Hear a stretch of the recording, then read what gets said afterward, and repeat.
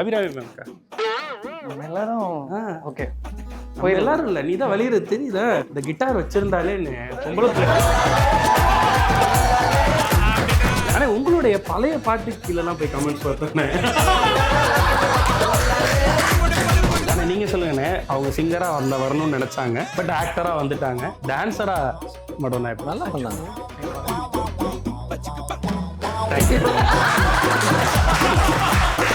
இந்த அபிராமிக்கு இது நடக்குங்கிற ஒரு கனவு கூட கிடையாது. யாரு சொல்லி தந்து வந்தது, காணா கணா கண்டு சொல்லுது, இதுக்கு பேருதான் மோட்சமா மோட்சமா மோட்சமா உன்னை விட.